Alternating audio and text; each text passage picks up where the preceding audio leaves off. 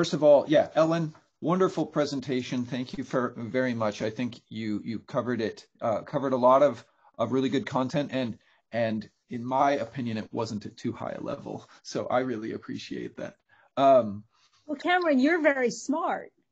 No, I don't know about that. I do what I can. I do what I can here and there. But so I would like to introduce our panel as well as Ellen to address some of the questions. I know there are a couple of hands raised.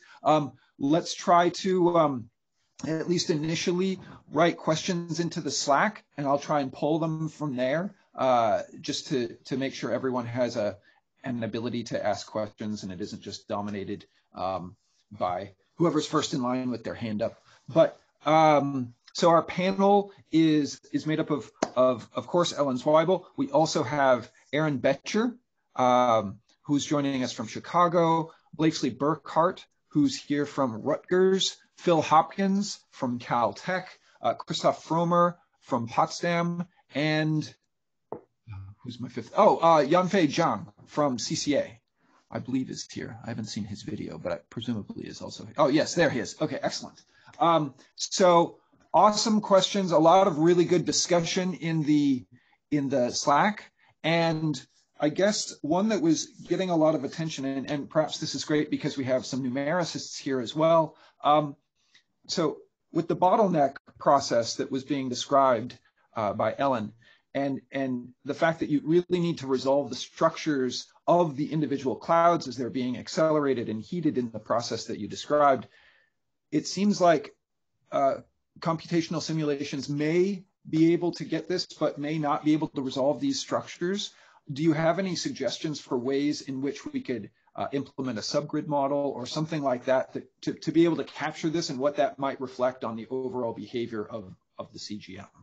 And so whoever of the panel wants to kind of comment on this, or Ellen, of course, wants to comment this, I welcome them to do so. I'd love to hear what the panel has to say about this vexatious question. So maybe I can start. I think these bottlenecks are fantastic problems. And I do think that I think we've just scratched the surface there.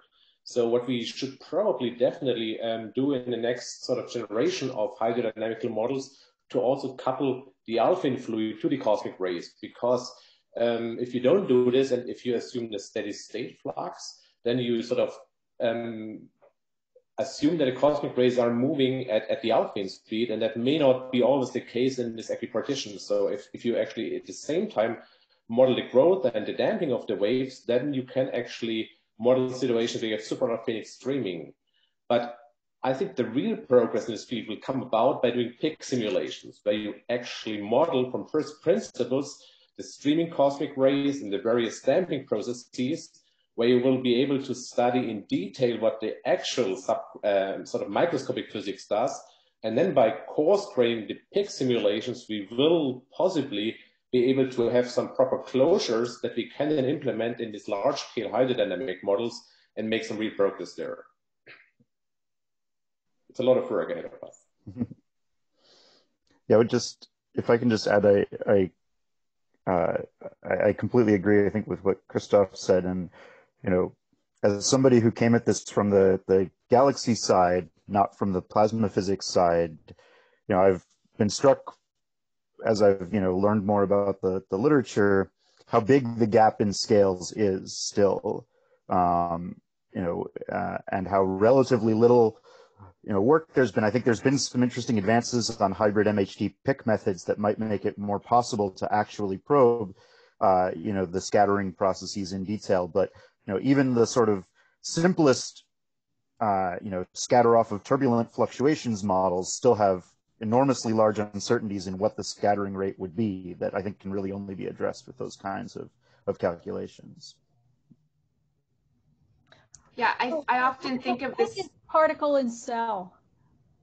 It's yes. a kinetic. It's a way of doing kinetic simulations. Thank you, Ellen. Sorry, Blakesley. Go ahead. Oh, I was just going to say, I often think of the disparity in scales in problems surrounding cosmic ray acceleration and diffusion to star formation, right? So you've got sub-solar system scale physics connected in some way also to like kiloparsec scale physics, right? So in star formation, you have to deal with this huge range of scales as well. So it's very difficult to connect all of those things. So it's often done in this piecemeal, piecewise kind of way, where in some cases you'll use, the PIC simulations to study the details of the diffusion. And then also you need to somehow figure out how you could connect what you learned there to how cosmic rays are moving on scales of galaxies. So there's some interesting analogies there. Are there, and forgive my ignorance on this topic, are there simulations that incorporate the bottleneck effects thus far, either on cosmological scales, like some of the work in the FIRE collaboration recently, or in more idealized simulations of like a chunk of the CGM, or like idealized galaxies, isolated galaxies? Are people incorporating these effects in any capacity, or has there been an attempt at doing a subgrid model? Well, I shouldn't speak for Chad. I hope he can speak. I hope he won't hesitate to correct me if I'm wrong. But so I think, if the basic bottleneck physics is right, and I completely agree that it demands validation by some kind of kinetic simulation to see how the waves are excited, what the outcome is. I think because the growth rates and damping rates for the waves tend to be kind of fast on astrophysical timescales, if there is an equilibrium situation, growth balances damping, you would think that we would find it. But anyway, this, if we can validate this picture, then the sort of thing you can do with Chad's simulations of a clumpy medium is there is an average momentum deposition rate that comes out of that, which I kind of flashed up quickly.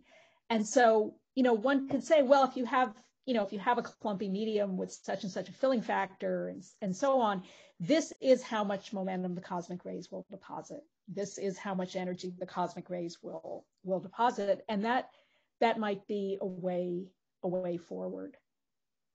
I don't know if Chad wants to say anything.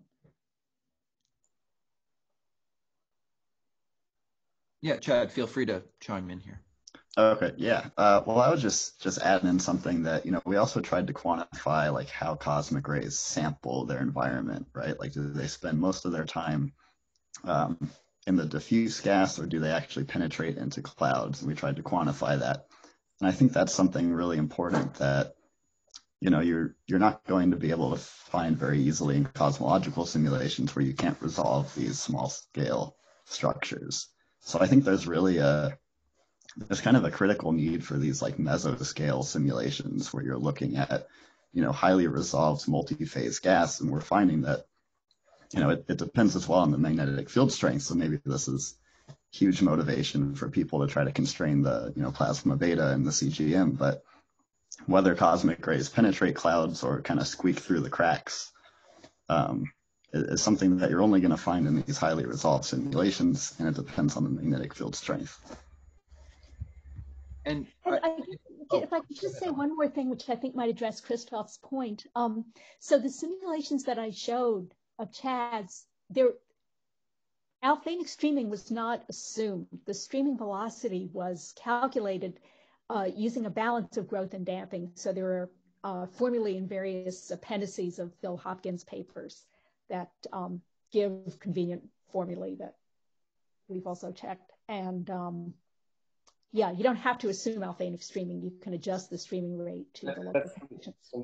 Just respond to absolutely, but to some extent, the alphane waves are being excited and damped as a function of space and time. And ideally, you would like to solve for the level of alphane waves that could find the cosmic ray self-consistently. And I think the way forward is to sort of incorporate this. And I think it's not too difficult. Instead of 2 partial differential equations, you simply have a system of 4 partial differential equations that are then making up a hyperbolic system. And we all know how to solve this because this is what we love and do in galaxy formation. So I think that is not too difficult, I would say. However, I would maybe put the emphasis a little bit more on the sort of cosmic ray streaming. So there have been 2 cosmic ray instabilities found previously. I mean, one actually by Rafael Kalstra and peers. This was the resonant instability that Ellen and also Peng talked about. Then there's another one found by Tony Bell about 16 years ago, which applies to supernova remnants. And in fact, that instability really is essential for increasing the scattering rate, confining cosmic rays to the shocks, and making shock acceleration possible. And just very recently, Mohamed Shalabi found a third instability.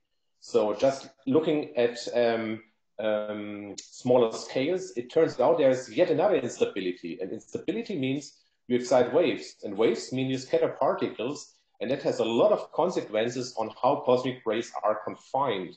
And I think as we keep working on this stuff, we will find more and more of these phenomena. And I think there's no shortage of instabilities. And the more instabilities there are, the more possibilities there are to excite waves and to confine cosmic rays. I think that's very exciting times these days. I agree with you. And there's, there's kind of an arms race because people are finding new damping mechanisms too. So who's gonna win? So earlier in your talk, you were showing the relative magnetic field strengths that were required to kind of amplify this effect or not. And it seems somewhere in the 1 to 10 microgauss magnetic field strength to kind of maximally enhance this effect. And then, as was pointed out in Slack recently, the APOD image of the day yesterday was the galactic magnetic field image with the changes survey, which I thought was really apropos. Do we have, but throughout the halo, do we have, and again, forgive my ignorance on the topic, do we have very good constraints on the magnetic field strength, both the bulk magnetic field strength as well as in individual clouds? I know Freekje van der Voort just put out a paper looking at low beta values in cool clouds and how in some of her highly resolved cosmological simulations, you could have enhancements of where the magnetic field strength or pressure is dominating in some of these cold clouds. But I know that that's a contentious description with some of the other simulations showing other things. How do the participants here think that that's going to reflect on the relative effect of either this bottleneck effect or some of these other acceleration mechanisms?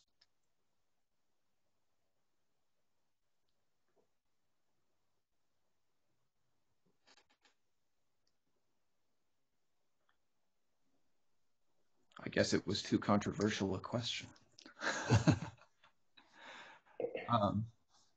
So maybe can I say one thing? I think Rüdiger Packmore has looked into this, and I think one thing what we possibly need to do even more in the future is to look at the observables, because in the end, the theorists can come up with lots of models, but in the end, data dictates who's right or wrong.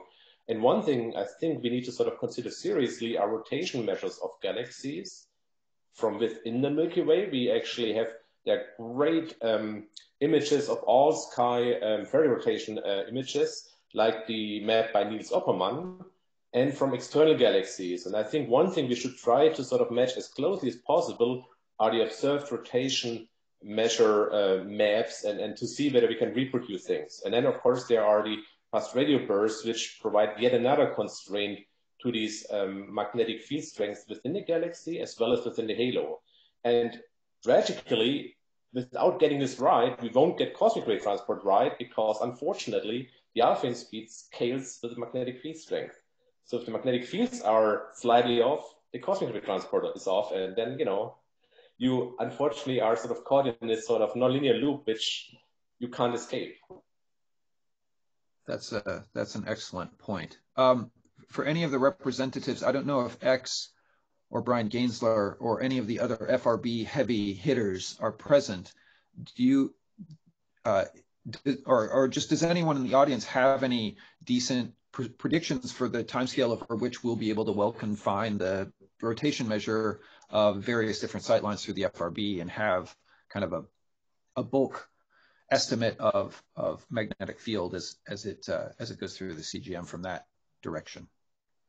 anyone present. Yeah, so this is Brian here. This is something we're thinking about at the moment. So Ariel Emerald, who isn't, I don't think she's on the call right now, but she's a PhD student here at Toronto, and she's just finishing off the referee's comments on a paper on constraining the CGM with rotation measures. So what we've done is we've cross-correlated all the rotation measures in the sky that have redshifts with large-scale structure. And you get an upper limit of about 40 nanogauss on scales of about 2 megaparsecs.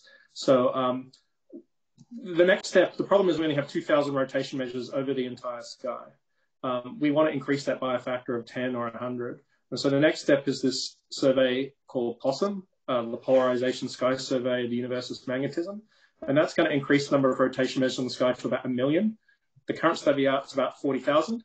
So it will increase it by a factor of 20. And presumably the number of sources with redshifts will also go up by a factor of 20.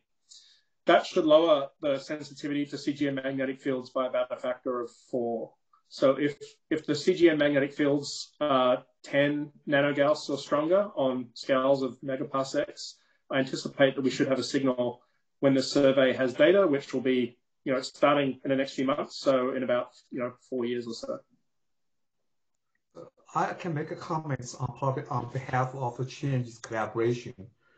And so we do have a survey of more than 30 of galaxies. So we're kind of doing a few things related to this issue. One is just to map out this magnetic field based on the radio continuum intensity, but polarization, but also same time to measure the Faraday rotation directly against the diffuse radio emission. And one more thing we are doing is to measure the Faraday rotations against the background background radio sources. So in the same galaxies, we can see like many tens of the background AGNs, so we can measure statistically the rotation measurements. Not only now we have the already have the L band, which is around like 1 gigahertz. But also we're now getting the S band, so simultaneously have much broader band to better measure the Faraday rotation. I think that's probably the one way to go, at least for nearby galaxies individually. We have many size lines, so build up statistics. Basically, you don't know the intrinsic Faraday rotations of the AGNs, so basically you have to do it statistically. That's what we have actually been working on. So that is one thing, but related to this issue is how to measure, because this kind of bottleneck issue affects, I think the best place probably is for the Galaxy Center, which I worked on a lot. And so in the Galaxy Center regions, we know a lot of regions, you have radio filaments, we know the polarizations, we know the molecular clouds. So that, but in my mind, I don't recall any radio observations which showed, for example, enhancement near the molecular clouds embedded in the radio filaments. But I will try to get into have a more careful look of these issues. I think that center probably is best place where magnetic field is strong, cosmic ray intensity is large, and so I think it's could be test site for this kind of theory. Yeah, I wanted to echo something that Daniel was saying about the changes survey. I think what's really exciting about these measurements in nearby galaxies where we have the synchrotron and the polarization information about the fields within, let's say, 10 kiloparsec scales of disks is that we also have emission line tracers of the gas kinematics in these same regions. And this gives us measurements of the turbulent velocity dispersion. And I think it's an interesting spatial regime where we can really observationally constrain thermal and turbulent gas pressures at the same time as we can look at the magnetic field and the cosmic ray components and really ask this question of what is the plasma beta? How does this scale as a function of location? And hopefully eventually, as there's also these other tracers looking at these questions on larger scales, we can sort of meet in the middle somewhere with the CGM perspective and try to put together a spatially coherent picture of what's going on.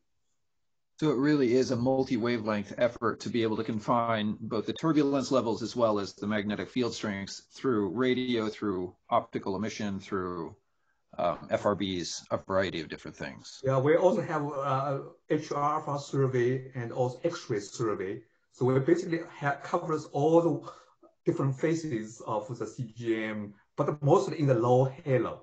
You know, it's because nearby galaxies, so even the primer beam does not cover to the very large radii. Yeah, Brian Gainsler points out that perhaps Marcus or one of the other representatives from the LOFAR group would like to speak to this.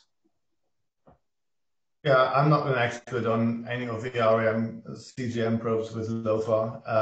It's Seamus O'Sullivan is compiling an RM grid using LOFAR. But at this long wavelength, I think it's probably harder. So I'm wondering whether Meerkat or ASCAP are probably not better probes. Brian? Yeah, I was just thinking LOFAR because you have sensitivity to very small RMs, which these higher frequency telescopes don't have. So you have quality rather than quantity. So for individual galaxies, it might be an interesting probe. That's right. For some of the nearby galaxies, that might be true. This a sample for Cohesion is compiling a sample of this, but yeah, I'm not sure how good his polarization calibration is at the moment. Okay, so we've talked a bit about observations that can constrain the magnetic field and the turbulence, which could give rise to some of the effects that Ellen was describing with the cosmic rays. But what about some of the implications of the observational signatures of what Ellen was talking about, whether it be, do we have evidence for the termination shock that should exist around 100 kpc out, where the cosmic rays kind of terminate? There was some discussion as to simulations. Do simulations reproduce the termination shock? Can people speak to that?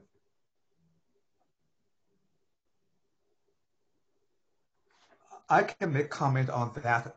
Based on our changes survey, we have had a lot of modeling of the spectral slope of the radio emissions. A way I mentioned this the other day. I think there's one mechanism to explain the flattening of the slope of the cooling, of just basically to compensate the cooling of synchrone radiation is the terminal shock of the outflows. But this happens at a relatively smaller radius than what Ellen mentioned, like 100 kiloparsecs. That's basically the reason I was asking the question whether because to limit the age of starburst, now which kind of limits the where the terminal shock happens.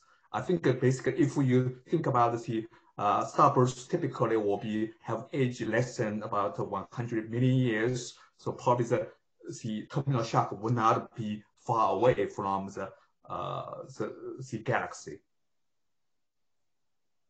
Okay. Do any of the simulations, Phil, for instance, with fire, is there any evidence for a termination shock in the simulations at the cosmological scales?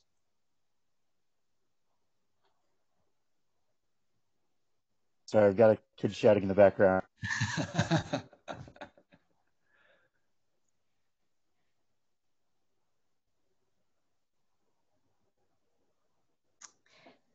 There was some references in Slack to some papers that reported a termination shock. Oh, okay. I haven't actually followed them up, of course. But... Can I jump in, Karen?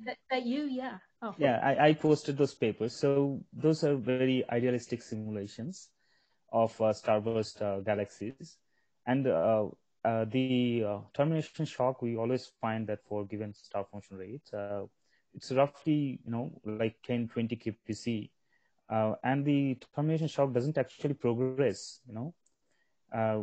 after a certain time when, you can get this termination shock radius once you compare the luminosity, mechanical luminosity from the supernovae, from the star formation, to the pressure, background pressure, you will find that the termination shock actually stops at a certain point. So it doesn't propagate even, if the star formation continues for, several 100 million years or something. So, but of course, in this simulation, so we had a pressure which is almost 10 times higher compared to what you showed. So we get termination shock relatively close by, like 10, 15, 20, even 30 kiloparsec, but not more than that.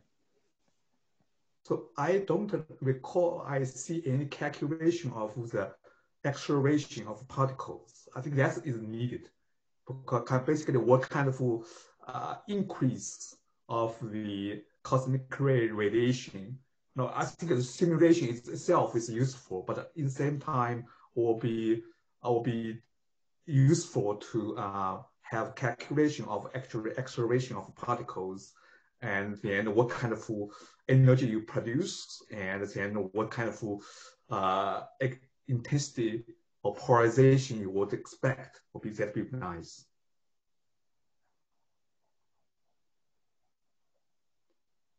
Phil, Sorry about that.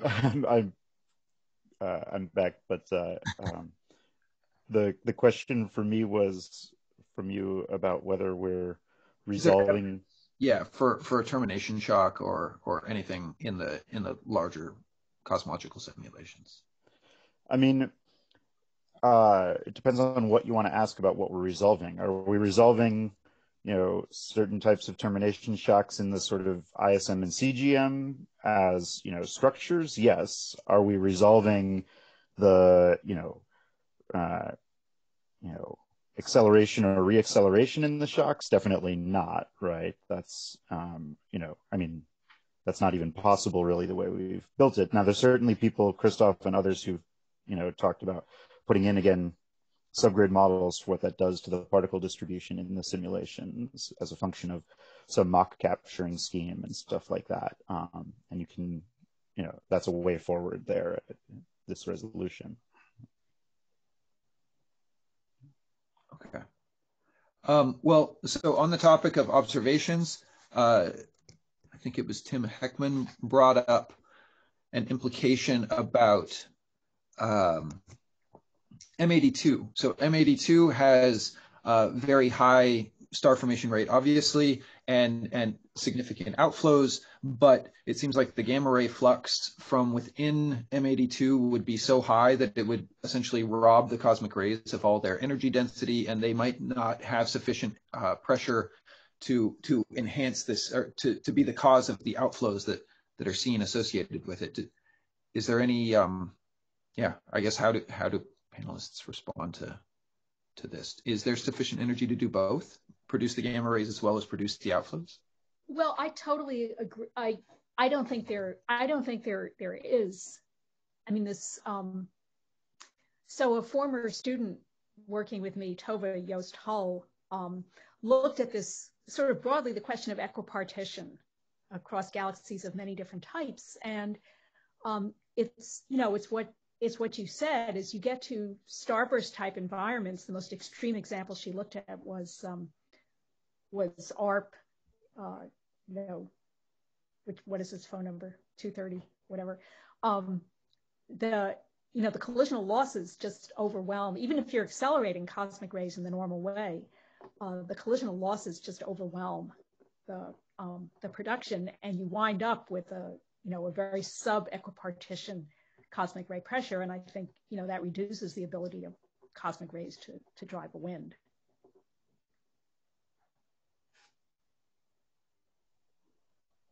Any other panelists? Yeah, Christophe.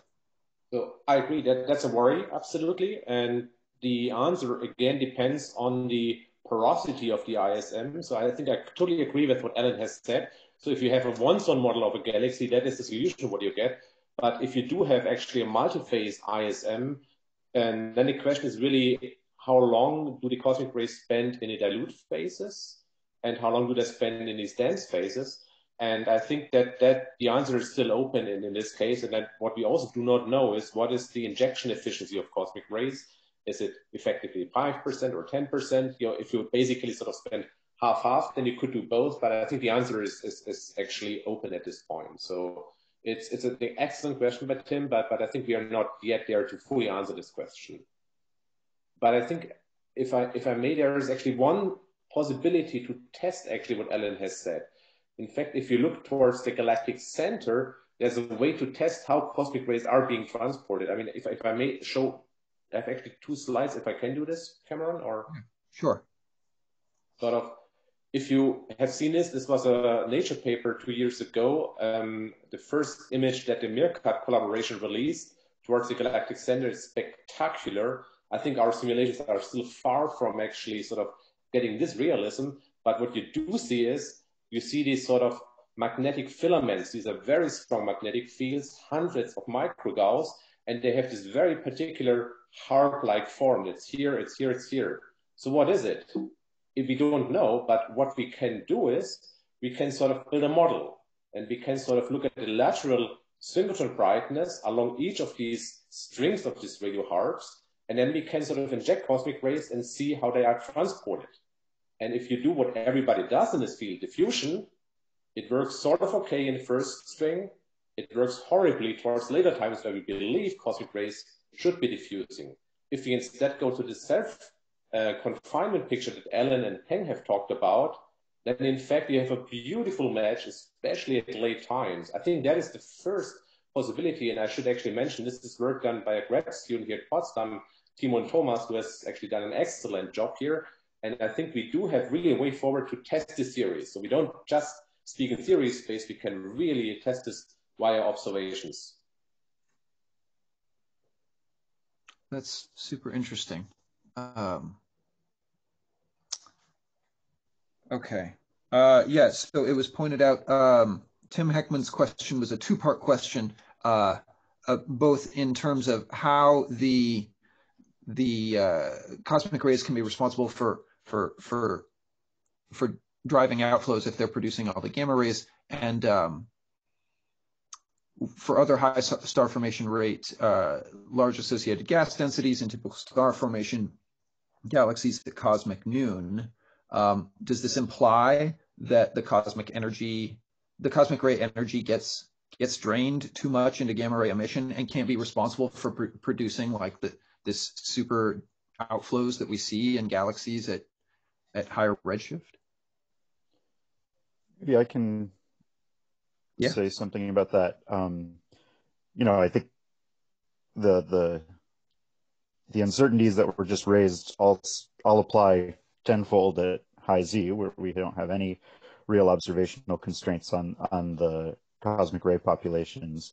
You know, I'd say in our experiments with fire, which is just one set of experiments, we did find that it got a lot harder at high Z, particularly sort of Z of 2 and above, to make cosmic ray feedback have a very strong effect on top of other feedback mechanisms, because so much more of the gas is dense and cold, and things do look more like starbursts at low Z. So you both have losses, but also just some of the ways that cosmic rays might work that we talked about yesterday as more of a preventive feedback agent by, you know, slowing down inflows in the CGM. If everything's raining down on your galaxy in very cold, dense, sort of cold mode filaments or clumps, that can be even harder to stave off. And, you know, it's not that, you know, to be fair, other feedback mechanisms also are relatively inefficient at those times. It's not that something else is wildly more efficient. And, you know, the prediction from ours and a lot of other simulations is that you more transition, even in massive galaxies, potentially to a more bursty mode of star formation where, you know, you maybe overshoot and then you can launch a very massive outflow from the combination of everything if you have a very high star formation rate. But I think it certainly gets harder to regulate. And even if these diffuse outflows are driven via porosity and things like that, you might still have them, but it's a lot harder for them to do a lot of work on global quantities like the star formation rate, because relatively small amount of the gas mass is in those phases, basically. So Phil, quantitatively, can you explain the high star formation rate with just inefficient feedback at high redshift? I mean, is it roughly right? Yeah, I mean, they're still on something like Schmidt-Kennicut, which, at the high surface density end is basically a statement that feedback is getting. My interpretation of it is that it's a statement that as you go to the superlinear nature can be interpreted as feedback gets less and less efficient as you go to higher surface densities or gravitational pressures, however you want to sort of phrase it. So, I think it is consistent with that picture. Of course, you still need feedback. We know that in an integral sense, they're still not at the, universal baryon fraction and things like that. And you still have more efficient feedback in dwarfs at high redshift. I'm sort of thinking about L-star galaxies at high redshift, which are pretty massive systems. And there, I think, it's pretty hard to do a lot with any of these mechanisms. Of course, you can turn on an AGN and potentially crank out a lot more power in these systems if you have a quasar or something like that, and either cosmic rays or other modes. But, if you give me the AGN knobs, I can do a lot. Actually, I'm not sure about the argument. Better coupling between feedback through the cosmic ray with the gas seems to be makes the feedback more efficient. Why is it less efficient? I'm not sure I understand that. I'm saying it's less efficient. Basically, almost all the feedback mechanisms become less efficient as you go to higher gas densities. So when you get these extremely dense environments and more also neutral and cold environments, most of the ways that cosmic rays would be able to, if you just compare even just zeroth order, if you say what's the cosmic ray heating rate versus the gas cooling rate, or what's the cosmic ray pressure density compared to the gravitational force per unit area, that ratio is more biased towards gravity winning the higher the surface density of the galaxy is, basically. Yeah, actually, for our galaxy, see, only 1% or so, if I recall correctly, the cosmic ray energy is dissipated in the disk. So most of the energy goes away into the halo and has no effect on the feedback to some degree.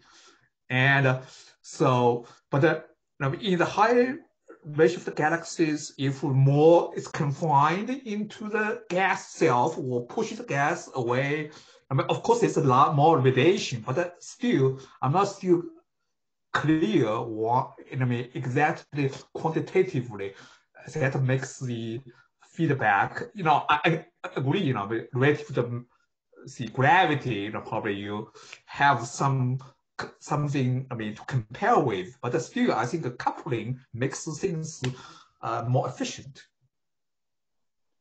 Well, I think one important point on this is that I think certainly in our simulations in the work that Christophe and collaborators have done on cosmic rays and galaxy transport, even when they escape the disk, part of the way that they do interesting feedback that Soqing, for example, talked about yesterday is they're still coupled within the virial radius.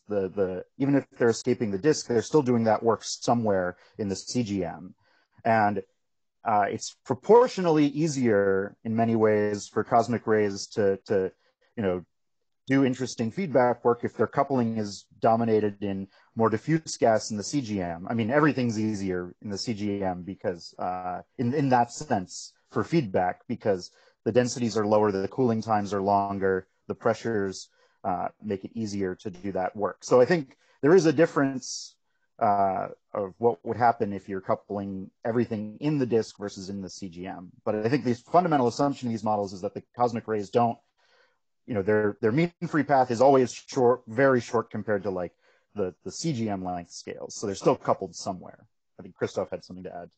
Yeah, so I absolutely agree. So in fact, you have to think about this, if the cosmic rays need to stream or diffuse ahead of the gas, and at some point they can counteract the gravity and they can start pushing. So they don't push from sort of the midplane, they start pushing from some scale height. There's already less gas above there. But then they can do a terrific job. And unlike these classical energy or momentum driven winds, cosmic ray-driven winds actually can repower the wind as it rises via the Alfvén wave feeding. So that's amazing. So we have an agent that drives the wind and constantly re-accelerates the wind. And that's exactly something we actually need to do to go to these extremely fast winds that people see in these quasi absorption lines. I think in that respect, it's doing a great job. I would say in sort of firing up sort of the second booster in a rocket. That is, I would say, the perfect thing where cosmic rays can do a great job in terms of sort of getting the lift at the very bottom. I don't think that cosmic rays play the only role, to be very conservative. But I guess it's oh, go ahead, Ellen, please. I was just going to say that's another reason why it's so important to know what the magnetic field strength is, because the Alfvén speed is, you know, the heating rate is indexed by the Alfvén speed. And there have been, I think there's been at least one paper proposing that, you know, if the magnetic field is low enough, basically, if the ratio of cosmic ray energy density to magnetic energy density is greater than the speed of light over the drift speed, you get these non-resonant instabilities, which dump energy into the gas in a wholly different way. And that's the so-called Bell regime. And, you know, with a really low magnetic field, you could have that too.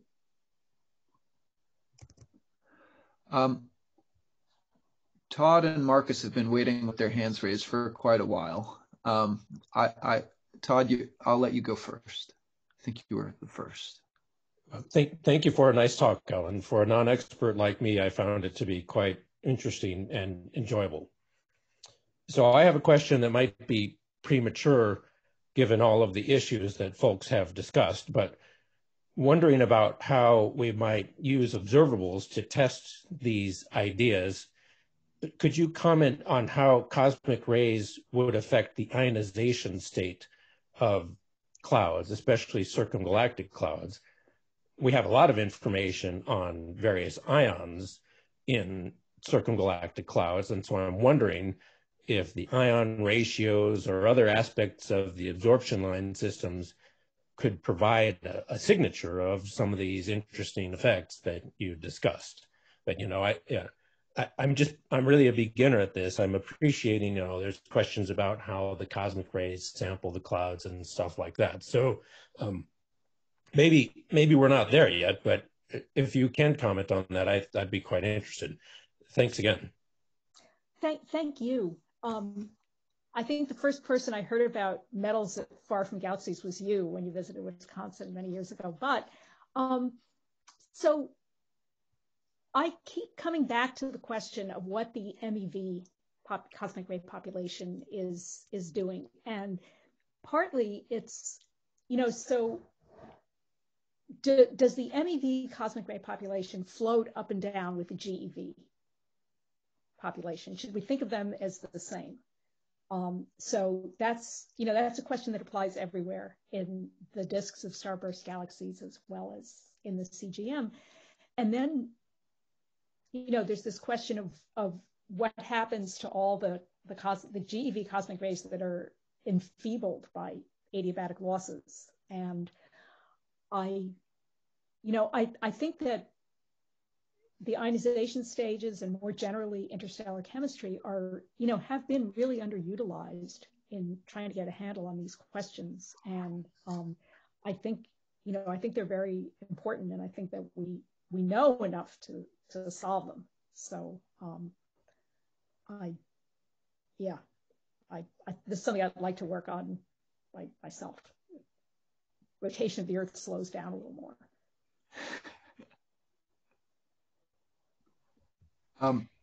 Yeah, I'd also like to just point back to the figure that Ellen showed from Josh Wiener's work of the prediction for the high ion ratios that come from the bottleneck simulations.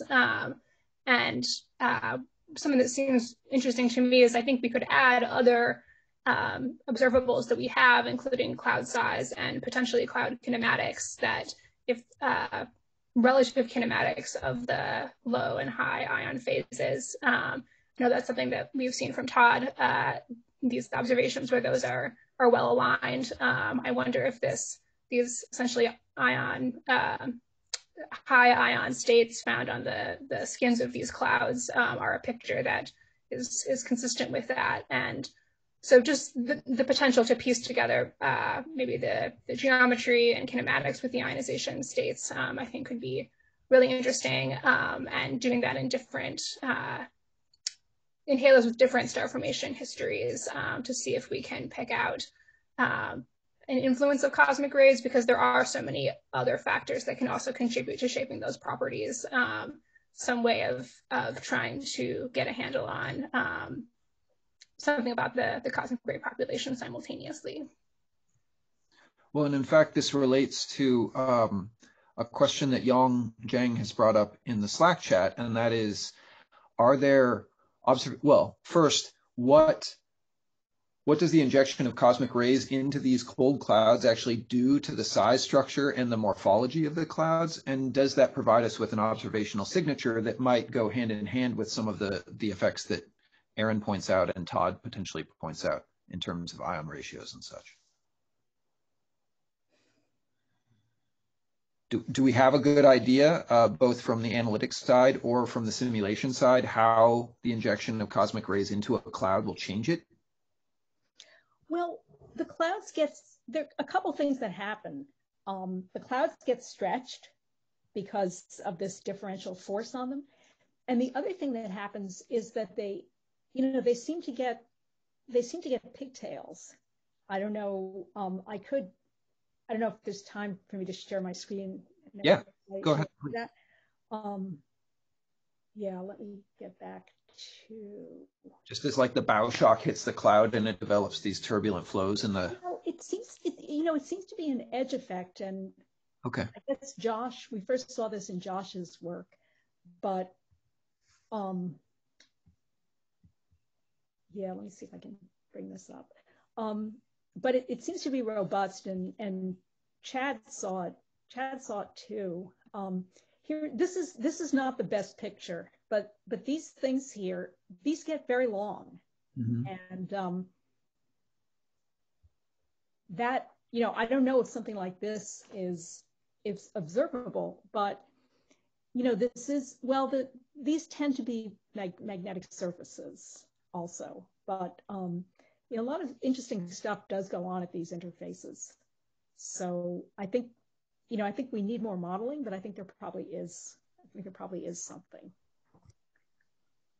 So any calculation in spatial resolved fashion for ionization structure for both either neutral cloud or for the molecular clouds, even better.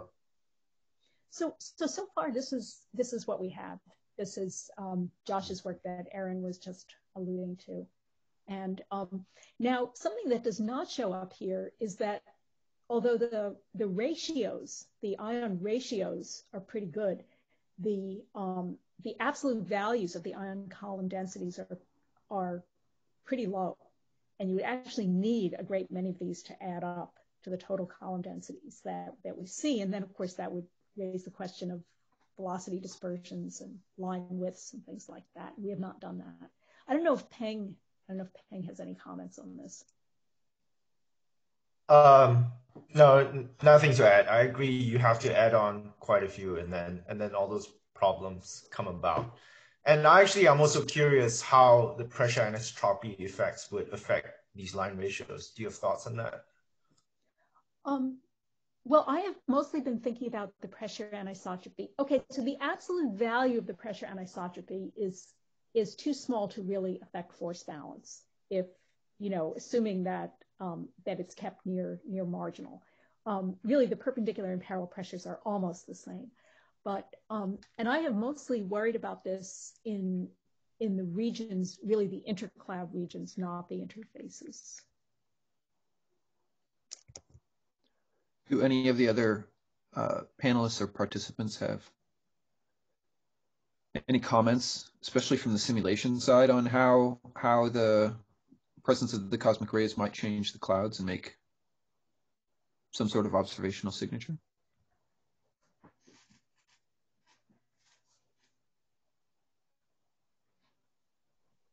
I think I could comment on this. I think there are two aspects to this. One is that most current simulations have actually modeled the energy density of cosmic rays. They've integrated over the entire energy spectrum, but unlike a thermal distribution that is very narrow in momentum space, cosmic rays obey a power law distribution spanning decades in energy and momentum. Now, if you were to actually simulate that, then I think you would have a predictive answer on how MEV cosmic rays impact the cold clouds and potentially chemistry, or how that MEG population can interact with the GV population, etc. So in my postdoc, Philip Girichidis has just finished a code, and we are currently doing galaxy simulations to answer these questions. I think that is something that is about to actually be studied.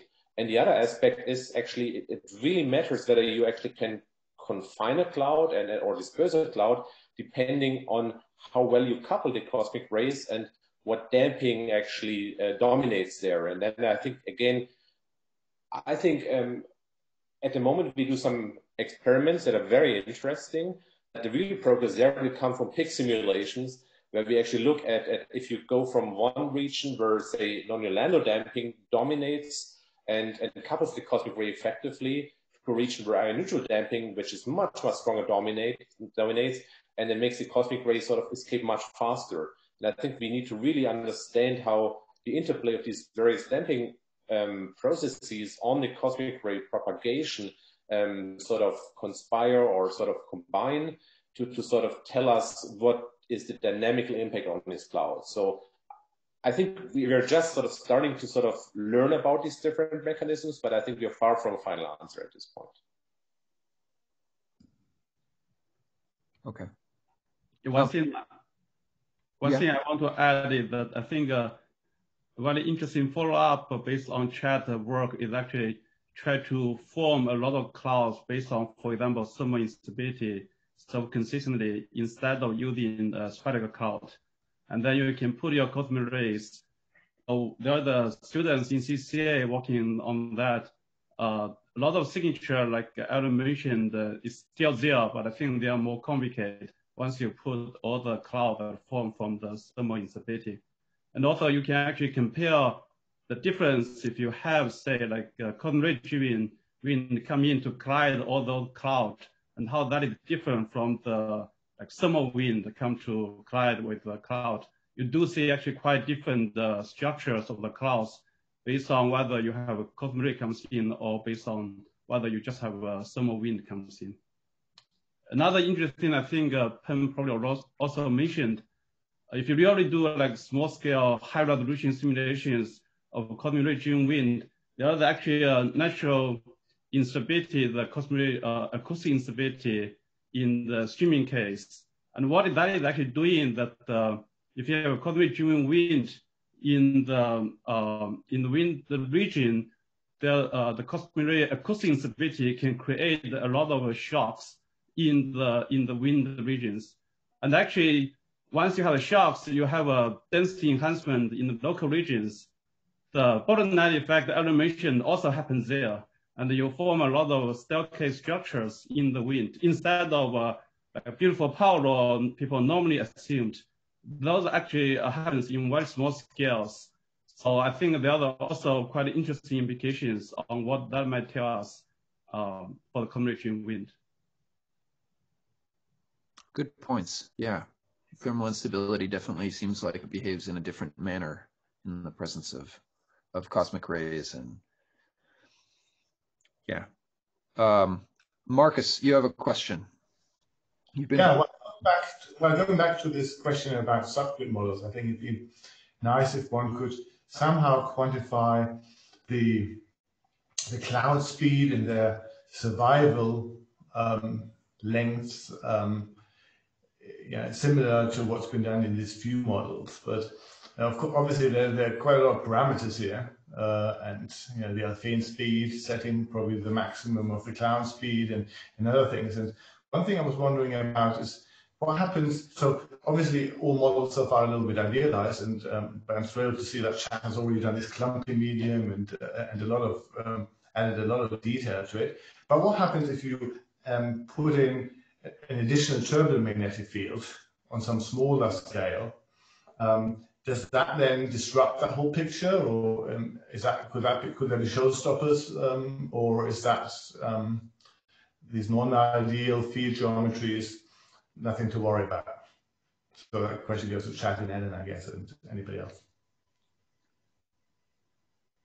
So in terms of draping or shielding by the magnetic field on the clouds and what impact that would have, and no, even just the propagation of the cosmic rays towards the cloud.